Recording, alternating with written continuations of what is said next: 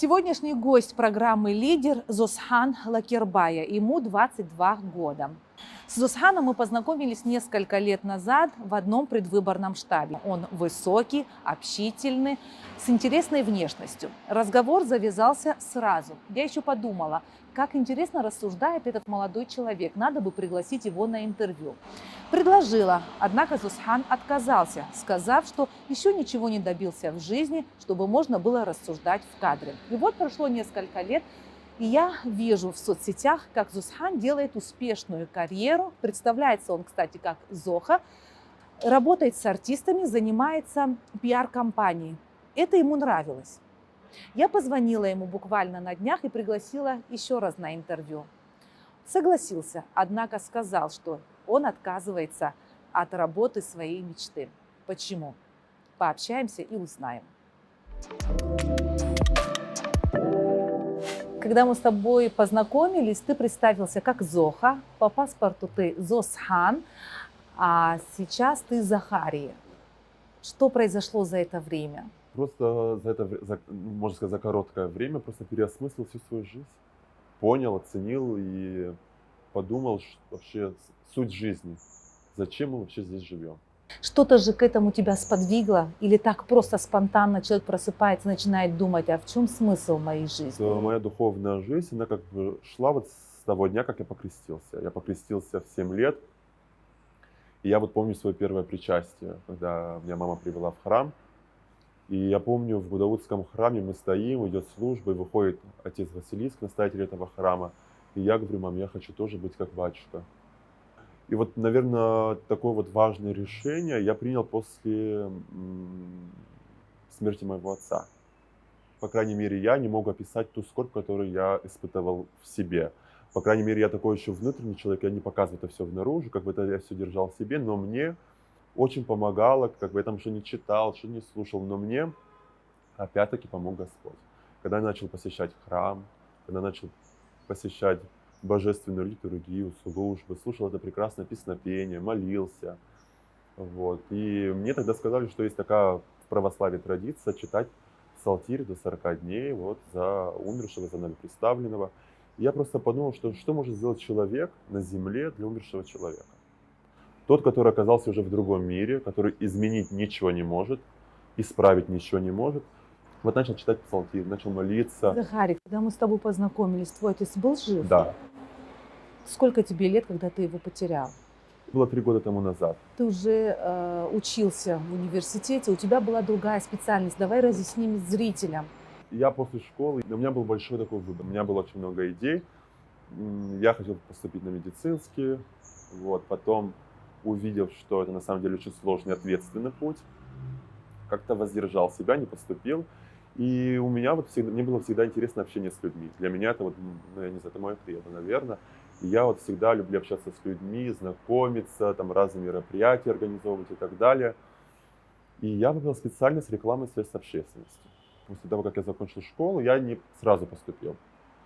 И я вот тогда сидел дома, думал, 1 год еще пропадет. Думаю, как это так, нужно что-то делать. И я вот тогда решил, сидя дома, работать. Я начал писать разным артистам, принимать разные проекты, хотя не имея никакого опыта, не имея никаких связей и вообще не понимая, как это все можно делать, я это все брал. И вот так вот постепенно 17-летний парень с Абхазии, с Гудаута, который не имея образования, не имеет ни связи, ни знакомства, еще раз повторюсь, попадает в Москву. Тебя привлекал шоу-бизнес? Тебе нравилась вот такая жизнь? Ну, ты знаешь, мне... Крутая, так сказать. Ну, может, да, она как-то меня так вот заманивала в тем плане, что вот там артисты, вот ты познакомишься с этим артистом, будешь знаком с этим, ты их увидишь, ты как-то будешь с ними вместе, в одном окружении. И вот, кстати, когда я готовился к интервью, я очень сильно размышлял вот еще раз над этим вопросом. За 4 года я показал большой результат. То есть я от малых проектов, можно сказать, до вершин прям добрался за очень короткий период. И я вот просто еще раз убедился в том, что это было настолько промыслительно, что Господь дал мне окунуться в эту жизнь, показал мне. То есть там я не мучился, там, как многие рассказывают, там негде было жить, ты там живешь, там начинаешь работать официантом, чтобы заработать какую-то копейку, чтобы снять квартиру, выплатить. У меня не было этого. Я приехал, конечно, мне первую помощь оказала Мадина Смыр. Это хаский дизайнер. В принципе, мы с ней тоже только начинали сотрудничество. Она там шила свои коллекции, я там предлагал ее наряды российским артистам, многие ее одевали, носили. Вот как-то мы с ней начали в такой вот путь в шоу-бизнес. То есть я проработал, можно сказать, там, начиная с блогеров, да, там, начиная с блогерами, с рэперами, с молодыми артистами, которые были очень популярны на пике популярности, и вот дошел до Любови Успенской. Это был мой последний проект, очень С кем интересный. еще из артистов ты работал? Я работал с Тимуром Батрудиновым, Comedy Club, я работал с Джиганом, я работал с Айзой Анохин, это жена Гуфа, и со многими другими российскими блогерами. И также я работал продюсером онлайн-журнала Goodies, то есть я продюсировал все съемки этого журнала. В моем портфолио, можно так сказать, что осталось очень много интересных тоже личностей, с кем я поработал. Там Дима Билан, Жанна Бадоев, очень много других персон интересных. Вот я тоже занялся продюсированием этих съемок. Можно сказать, что когда ты увидел изнутри этот мир шоу-бизнеса, ты был разочарован? Ты знаешь, разочарования такого по сути не было. Просто, когда человек себе задает вот этот вот вопрос, зачем я живу, и если ты начинаешь на него честно отвечать, то ты получаешь ответ. Вот ты живешь, ты там носишься, ты просыпаешься утром. Да, оно тебе приносит какое-то удовольствие, но это такое удовольствие, но временное. И такое, знаешь, пафосное, можно сказать, амбициозное какое-то. Вот ты там носишься там за этими артистами, все пытаешься сделать, но кроме того, что ты получаешь деньги, ты от этого, ну, как бы больше ничего тебе от этого не получишь. Ты зарабатывал сам? Да. Я зарабатывал немало. И мне было интересно зарабатывать, потому что на тот период моя мама осталась одна. И так получилось, что мне пришлось уехать, оставив ее одну. И я сказал: мама, ты не работай. На мне, как бы, я отвечу за все. Я начал работать, я присылал ей деньги, обеспечивал свою маму, обеспечивал себя сам, снимал там жилье, жил как-то, одевался. Как бы деньги не нужны всегда, в принципе, и вот я как-то пытался сам себя содержать. Мне удавалось это сделать, потому что я зарабатывал немало на то время для парня, которому там 21 год.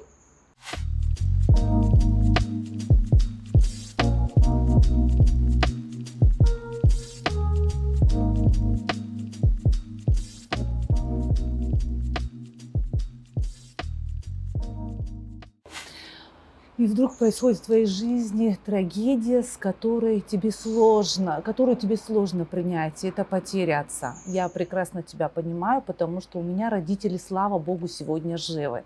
Но я понимаю, что это естественный жизненный цикл, когда уходят старшие. И это тоже правильно, потому что мы должны их проводить. Но готова ли я принять это? И готова ли я психологически, что в какой-то день моих родителей не будет? Мне думать об этом страшно. Ты с этим столкнулся, и ты моложе, гораздо моложе, чем я. И тут у тебя происходят какие-то перемены в голове. Готов рассказать про это? Перемены, они вот были вот просто... Случилось это, и ты понимаешь, что ты вот изменить ничего не можешь. Ну что ты сделаешь? Вернуть человека ты не можешь. Помочь ему ты, абсолютно человек ничем не может помочь тому человеку, который умер. И я когда начал интересоваться, читать, спрашивать, и я понял, что человек, живущий на земле, умершему человеку может помочь только молитвой. Я вот взял на себя, можно сказать, такой вот подвиг. Я вот начал молиться, посещать храмы. И когда я посещал литургии, божественные службы в храме, я успокаивался. Это пение, эти запахи ладана, эти звуки, эти возгласы священнические. И когда ты начинаешь вдумываться, а вдумываться я начал сейчас, когда я поступил уже в академию, в те слова, которые произносятся на литургии, то ты просто понимаешь величие того, что происходит на земле во время службы. Я находил утешение. Я понимал, что я занимаюсь вот этим, чем люди мечтают, можно сказать, заниматься, там, попасть в их окружение. Но оно мне не приносило того, что приносило мне вот там двухчасовое нахождение в храме. Смерть твоего отца была для тебя внезапной? Да, это была внезапная смерть для всей нашей семьи, для всех наших родных. На тот момент я находился... А что произошло? Это было просто вот инфаркт. инфаркт, просто человек, который, вот, находясь дома, проснулся, все, тут он просто резко умирает. На тот момент я находился в Сочи, и я не смог сразу приехать, потому что мы находились, я продюсировал клип артиста одного, мы находились в Сочи, в открытом море, идут съемки, понятно, что ты находишься вообще в глубине, и там прыгнуть и плыть до берега это нереально. Насколько я помню, тогда еще прилетел в Сочи президент России Путин, и побережье было перекрыто на время, то есть мы находились на яхте, не можем никуда, то есть сидим на месте. Как только попал на берег, я сразу же приехал домой, приехал в больницу, папа тогда был еще живой, и мне вот удалось с ним еще пообщаться, он находился в реанимации. На тот момент он был как бы нормально, все, мы там пошутили, пообщались с ним. Как бы у меня была уверенность такая, что он останется живой. Ты понимаешь, что врачи ничего не могут сделать, и меня просто выводят, ты понимаешь, что все, твоего отца нет. И с этим было очень тяжело смириться. Как бы я-то все держал в себе, я не мог это показывать. Я-то как-то все сдержано, все в себе, да я понимал, что вот теперь остается на мне вся ответственность, потому что я единственный наследник в моей семье. Первая молитва об Отце, первую свечку, которую ты зажег. Когда ты понял, что Господь тебе помогает справиться с этой В бедой? принципе, я всегда знал, что Господь мне помогает. Потому что у меня мама, она сама по себе такая вот такая властная, но при этом у нее очень добрая душа.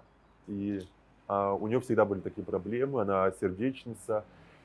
И мы, когда были маленькие, у мамы были очень часто такие сердечные приступы. Как бы тоже что-то, все, человек умирает. И ты находишься, мы там с сестрой дни в доме бывало находились, и у мамы приступ, и ты не знаешь, что делать, кричишь, зовешь соседей на помощь. Моя сестра сразу бежала тогда в аптечку, достала все лекарства, оказывала там первую помощь, как она могла, там, допустим, дала валидол под язык, все. А у меня было такое, как бы я всегда бежал к иконам.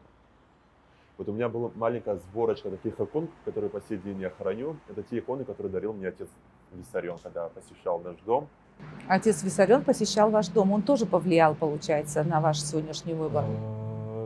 Конечно же, безусловно, это я все сделал с его благословением, с его помощью. Без его ведома я не сделал ни один шаг в своей духовной жизни. Перед тем, как поступить, мы очень долго общались с отцом Виссарионом тоже на эту тему.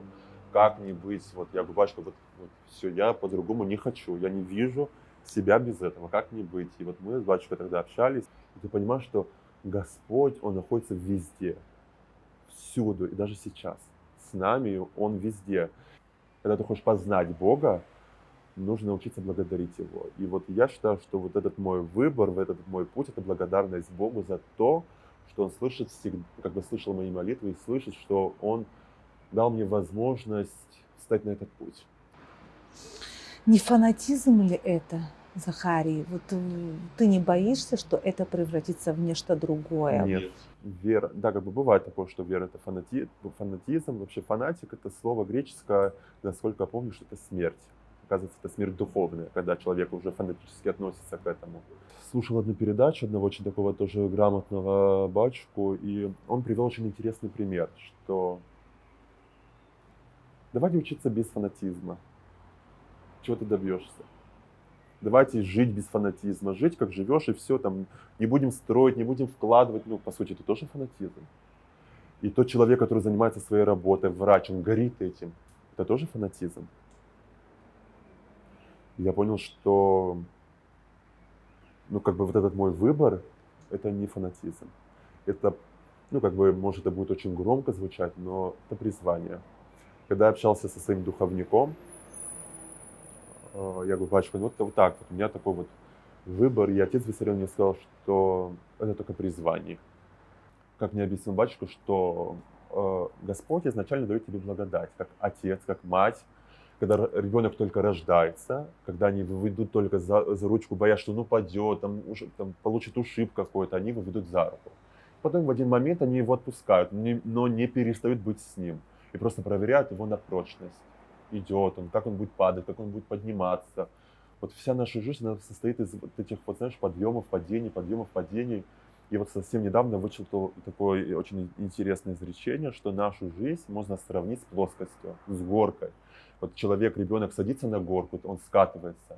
Вот точно так же в жизни очень тяжело скатиться вниз, туда в пропасть, а подняться из этой пропасти уже бывает очень тяжело и болезненно. И я вот просто понял, что вот эта моя профессия, которой я занимался, которую я тоже любил, я просто мог понять, понимал, что она может меня привести вот как раз-таки в эту пропасть. Захарий, но тебе 22. Почему я говорю «но»? Потому что те вещи, которые ты сейчас со мной обсуждаешь, они правда очень серьезные. Это выбор взрослого и зрелого человека, который прожил свою жизнь, прошел все искушения и все испытания. И он говорит, что вот я сделал вот такие выводы, и теперь вот я понимаю, что, в чем смысл жизни. Но 22. Вся жизнь впереди, еще может быть много соблазнов, все, что связано с молодежью, все, что связано с максимализмом. Как так?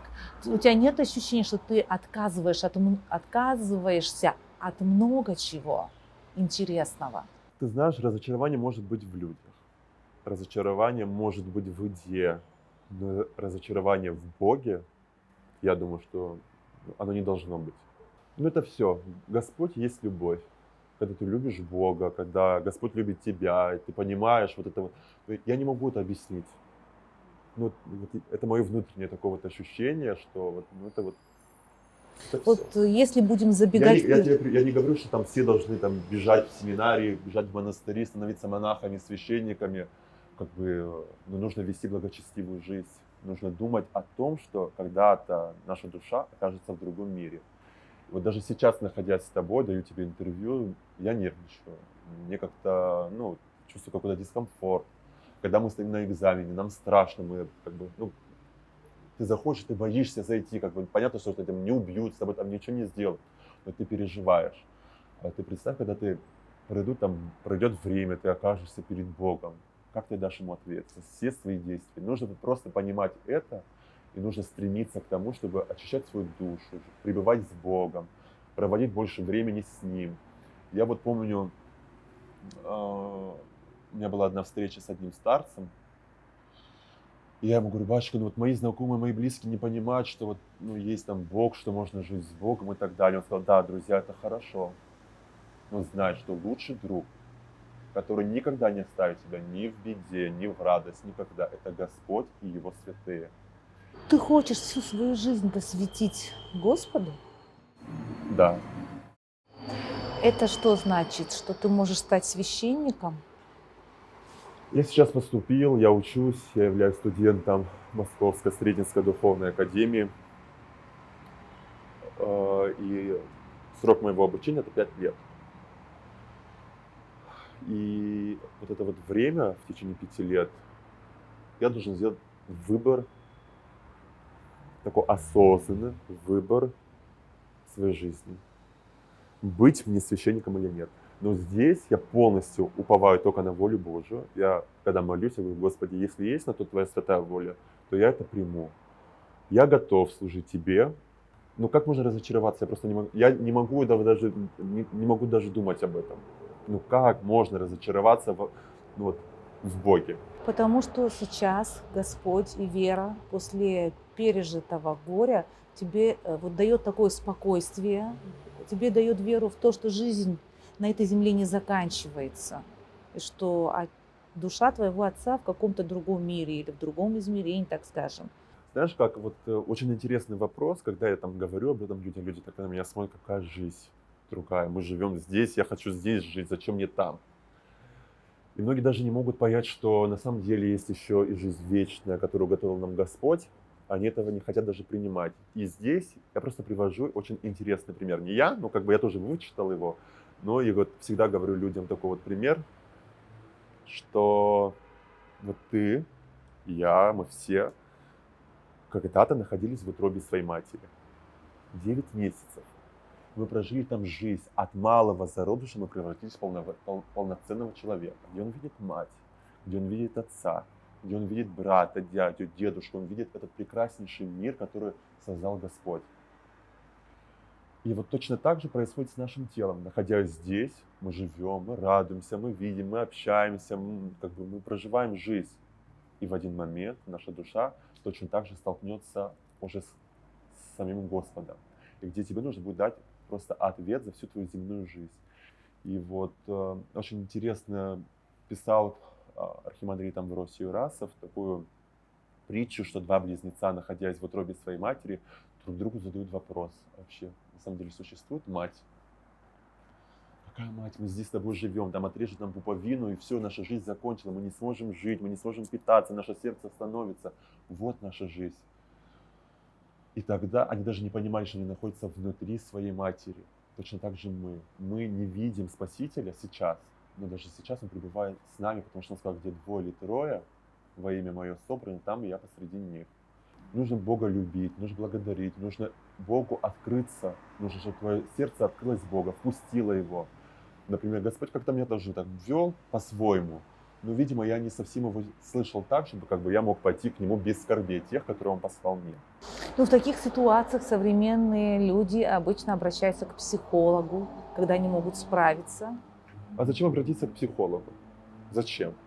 Когда нам оставил Господь Священное Писание, это богодухновенные книги. Я верю не психологу, понимаешь, который берет с тебя деньги, проводит разные манипуляции. Я верю каждому слову, которое написал Господь, которое Он оставил, заповедал. Вот. Все, если ты хочешь понять, зачем я живу, вот открой как раз таки вот это Священное Писание, открой Евангелие, прочти его, ты поймешь смысл и суть твоей жизни.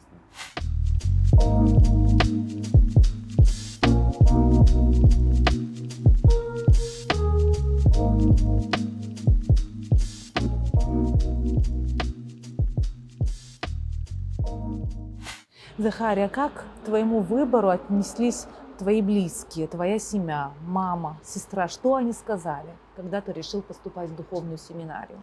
Я не сразу, как бы я понимал, что я выбираю этот путь. Возможно, мама как-то догадывалась, но я это в открытую не озвучивал. Это знал как бы только вот мой духовный наставник и отец Виссарион, с кем я мог обсудить вот эти вот вопросы. Но когда я сказал, что я хочу поступить в духовную семинарию, как бы, ну, мама, она это приняла, может быть, ей было тяжело это принять, но, по крайней мере, там каких-то, знаешь, таких вот скандалов нет, ты что творишь, как бы такого не было. Но на мне очень сильно отразилась реакция моего дяди. Больше всего ждал я ее.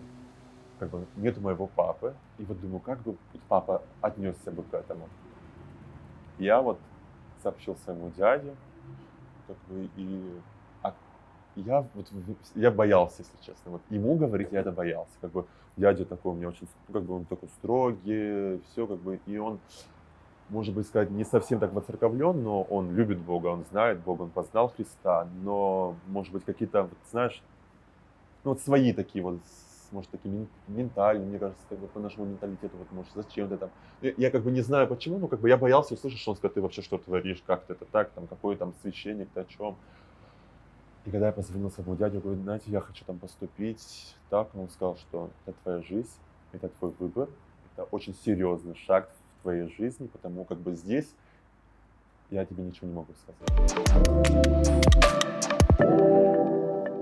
Ограничиваешь ли ты себя? Вот, например, на какие-то мероприятия не ходишь. Понятно, что нужно себя держать в ограничении, тем более я взял на себя, ну, как бы такую ответственность.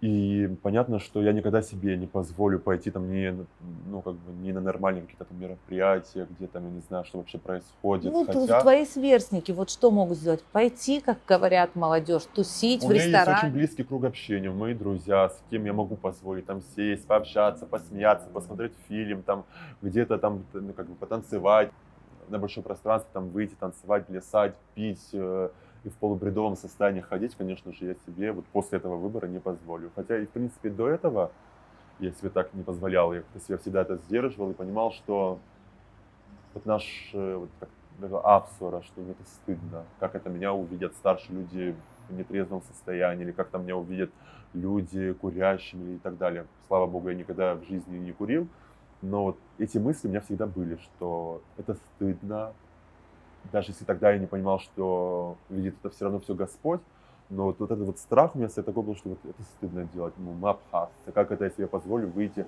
в шортах, хотя я сегодня вот в укороченных штанах пришел, но никогда в себе в жизни не позволял там выйти в шортах или там оголять свой торс, ну, как бы я всегда себя сдерживал, потому что мы воспитывались вот в таких вот традиции. Наша мама и папа, они вот нам всегда, нам с сестрой вот это вот объясняли, что это стыдно, что есть старшие, что это видят, что ты там сын там, Бори Лакербая, люди тебя увидят в городе, скажут отцу, что папе не было стыдно. Ну, скажи, пожалуйста, апсуа – это апсуара? Да. Это нечто устаревшее, то, от чего должны отказаться абхазы, потому что мы стремимся быть европезированными, современными, соответствовать 21 веку. Или наоборот, это может быть некий бонус для нас, если так можно вообще выразиться, отличаться от других. Это наша визитная карточка. Я очень люблю наши абхазские традиции. Ты знаешь, они очень сильно как-то связаны с христианством.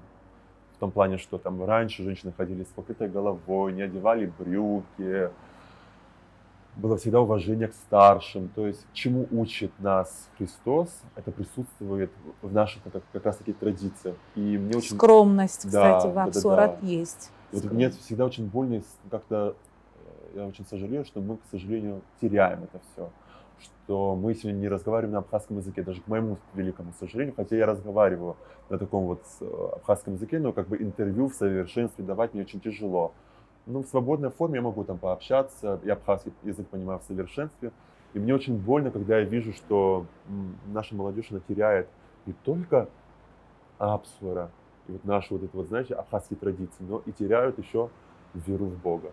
То, что сейчас вот происходит вообще в мире, мне очень даже страшно вообще подумать, что находится вообще в уме этих молодых там, девочек, детей, там, они просто, можно сказать, зомбированы.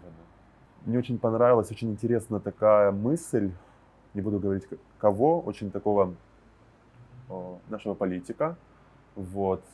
Он сказал такую очень интересную вещь, что если мы не будем строить храмы в Абхазии, то нам придется строить тюрьмы. Что на молодежь так сильно влияет? Это появление интернета и всех вот этих новых технических, Да. технологических возможностей. Да, безусловно. Сейчас мы живем... Ты пользуешься интернетом? Я пользуюсь, но в пределах разумного. Я не могу сказать, что там сижу, 24 часа смотрю какие-то непонятные фильмы. Вообще, вот по мне, я так просто с ветки на ветки перескакиваю, вот, я не люблю смотреть фильмы непонятные. Я могу посмотреть там классические, литературные какие-то фильмы, православные. Сейчас начал очень смотреть фильмы. Я первую неделю «Страстной седмицы» смотрю фильм «Страсти Христовы». И этот фильм меня очень так опять-таки так вот трясет, и просто ты понимаешь, что для чего Господь пожертвовал, для чего Он был на кресте, в эту иерусалимскую жару, когда с него стекала кровь, в него вбивали гвозди, хлыстами его предали. Ради чего? Господь это сделал ради нашего спасения. И мы возвращаемся опять к этой теме. Я вижу, как тебе близка сейчас тема православия, Бога. И у тебя есть что сказать. Ты, наверное, для себя открываешь большой мир. Но и тем не менее я хочу о тебе, как о человеке, Захарии, еще больше узнать. У тебя есть друзья, с кем ты общаешься? Конечно, безусловно. И они все православные христиане? По крайней мере, стараются ими быть. Ну, как бы они верующие, они там идут в храм. Понятно, что они там не так часто, но все равно как-то стараются там пойти, как бы, верят в Бога. И есть, конечно, такие люди, которые, как бы, можно сказать, что да, мы верим, но как они, не фанатично. Как бы это выбор каждого. Господь дает выбор, чтобы человек сделал собственный выбор. Вот потому как бы я никого там не могу, знаешь, насильно затащить, там идите в храм. А нужно ли? У каждого свой путь, если надо будет Господь, каждый... знаешь, как я думаю, что Господь, это, во-первых, это же наш Отец, и как любящий Отец по своей любви к нам, я говорю, что Он желает нам спастись. И Он знает лучше, какой ключ подобрать для каждого человека. Кому-то скорбями, кому-то радостью, кому-то словом, кому-то каким-то еще событием. Захария, а среди твоих друзей может оказаться человек, который исповедует другую веру, другую религию? Например, Конечно. мусульманин. Конечно, это выбор каждого. Современные технологии облегчают нашу жизнь, если их правильно использовать. Например, как Амобайл кошелек. С ним ваш телефон превращается в безопасный электронный кошелек. Можно переводить и получать средства с карты на карты Апра, MasterCard, Visa, мир, с других кошельков по системе «Контакт» оплачивать товары и услуги онлайн. Можно оплатить свет, воду и даже штрафы ГАИ. Также есть бесконтактная оплата с помощью QR-кода. Приходишь в магазин, открываешь камеру телефона, сканируешь и все. Можешь оплатить товар или услугу. Удобно, быстро и, что важно для меня, экономит мое время. Через лет 20, как ты себе представляешь свою жизнь? Ты планируешь, ты заглядываешь так далеко? Если честно, нет. Я вот стараюсь жить, вот можно сказать так, одним днем. Живу, дальше посмотрим. Потому что сейчас наша жизнь она стала такая вот непредсказуемая. В принципе, она всегда такая была, но сейчас она как-то более ярко выражается. Ты там идешь, на тебя кирпич на голову свалился. Как планов строим на 100 лет, вот, а живем максимум, там, я не знаю, 80-90. Тема ковида сейчас очень актуальна. Вот я хочу спросить, некоторые верующие возмущаются, когда другие верующие носят маски, например, и пытаются защитить себя от этого заболевания. Что неужели они так мало верят в Бога, что боятся заразиться? Ну, это маловерие.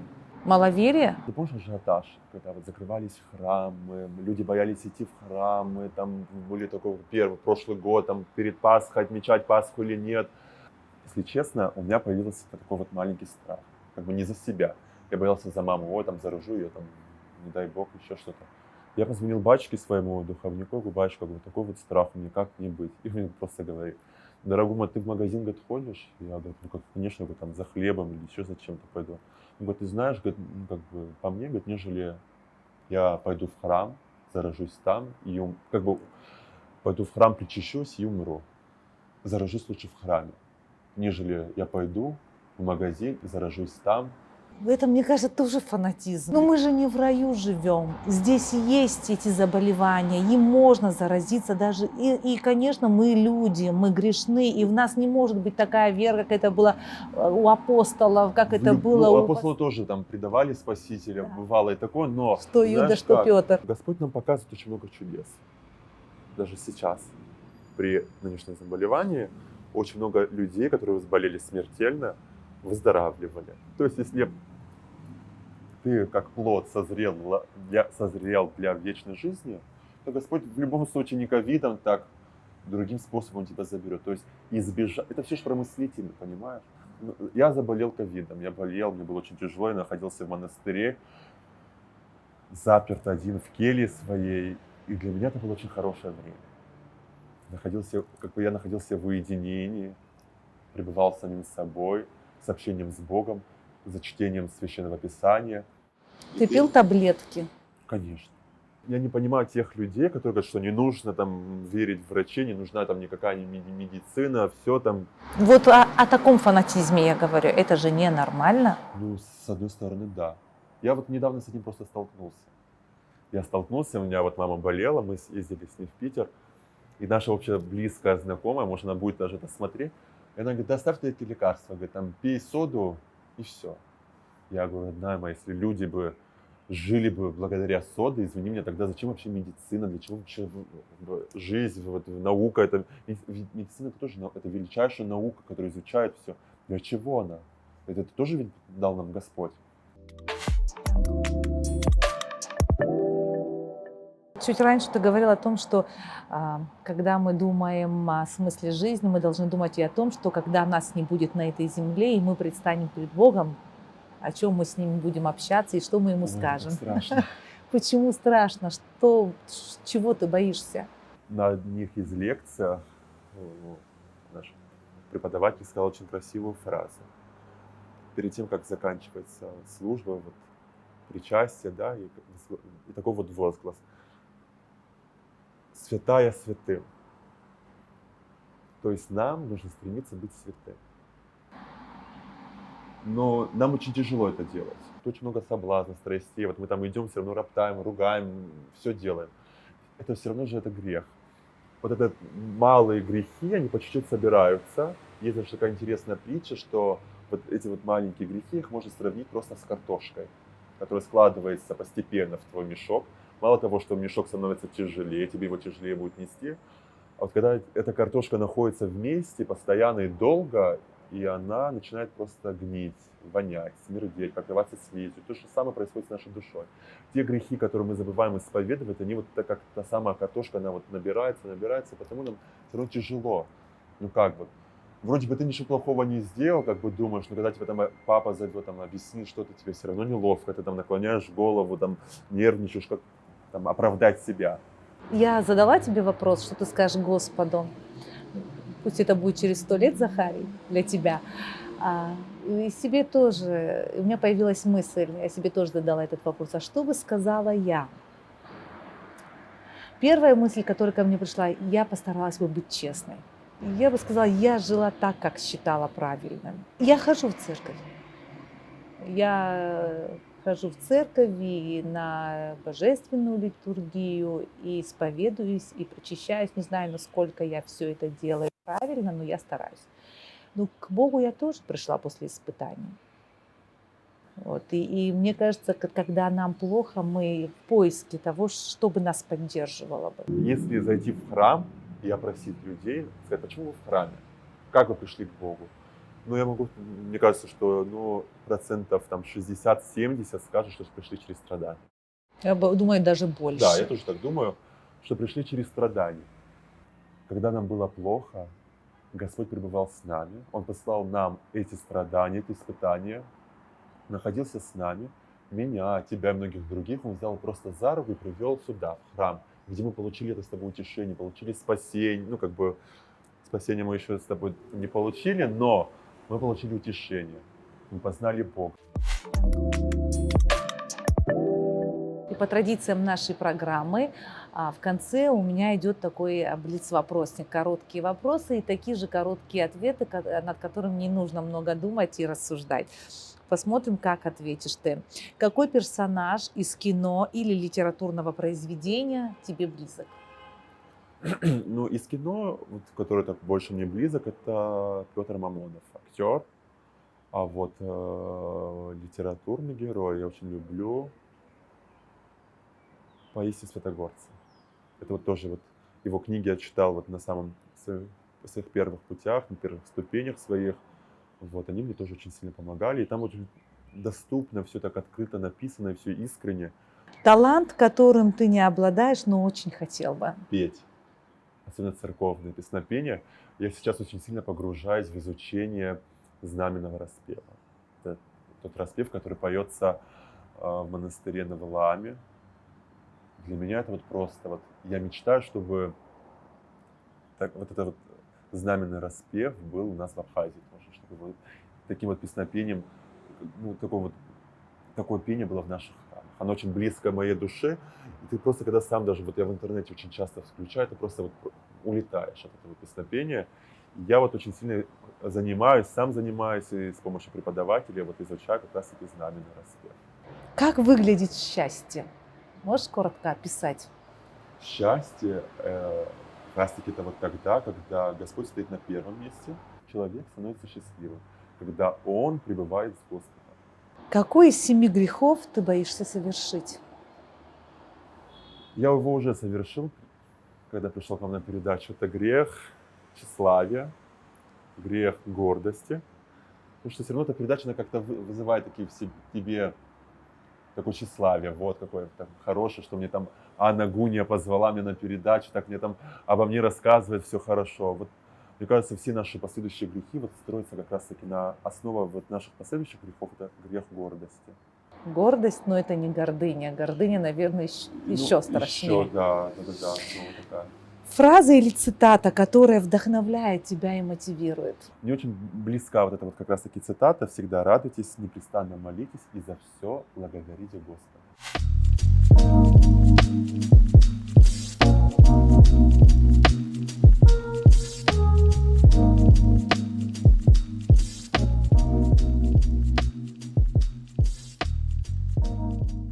Когда я увидела тебя первый раз, то, о чем я рассказывала несколько лет назад, я сразу прониклась к тебе симпатией.